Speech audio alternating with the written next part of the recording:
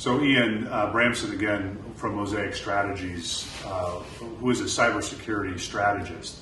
Ian, a number of my clients and partners are in the healthcare space. They run healthcare systems, whether they're a small practice that has an EMR or a hospital system that is integrated with a number of different EMRs. Talk to them a little bit about what are the risks in cyber that they are facing today that they may not be thinking about in terms of protection of private health information and other data that they have. Sure. Healthcare is becoming a prime target for cybersecurity attackers. This is because there's a lot of great information and a lot of great data and a lot of transactions happening in healthcare, but not a lot of sophistication that you find. So cyber attackers are realizing this is an easier way than, let's say, other industries, financial industry, who've been hardened on this. So they're going to start attacking more and more. Some of the most recent one of the big recent trends is ransomware that has shown that if they can go and take hostage of someone's data or system, they can charge them to get it released.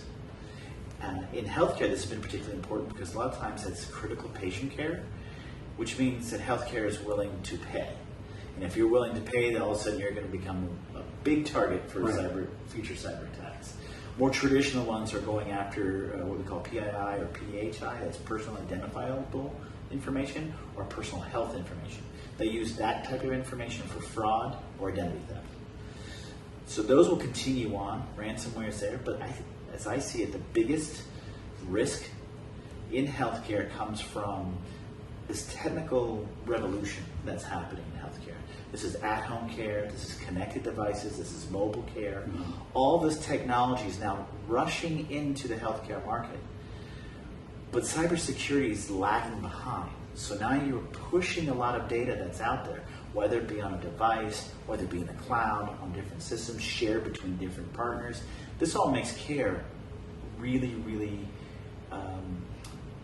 accessible. It makes care a lot more affordable, but it increases the cybersecurity exposure because the steps aren't being taken there to protect that data on those devices or when they're transmitted from one organization to the next.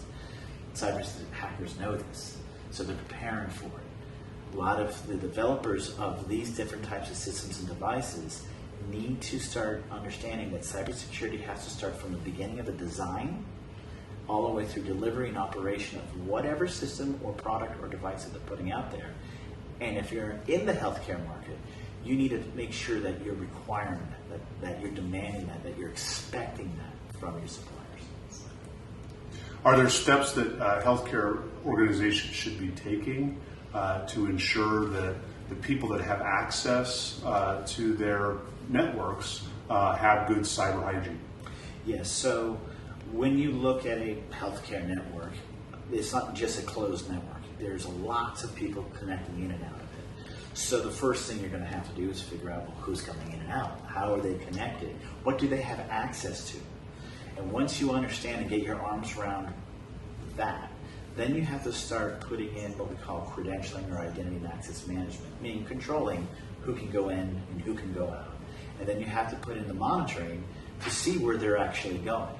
And then the last piece of that, if a bad guy gets in or corrupts someone's credentials, then how do you respond to it? How do you do that? What's the incident response? So there's this maturity that has to happen within the healthcare industry that says, okay, we may not be doing a lot of this right now, but we need to progress basic step by step all the way through to make sure that we understand how to understand what's out there, understand how we have visibility and control of it, and how to respond to something if it happens. And I think a lot of my clients and partners understand that the risk is there with connected devices as well as data management. What types of resources should health organizations be trying to bring in, in terms of people, to help them define strategies? Well, that's a great question, because what happens is they either try to go it alone or they ignore it. This is too hard. I don't want to mess with that stuff right now. And really what you need to do is you need to bring in the right types of consultants and strategists into your organization to do an initial assessment of what you really need.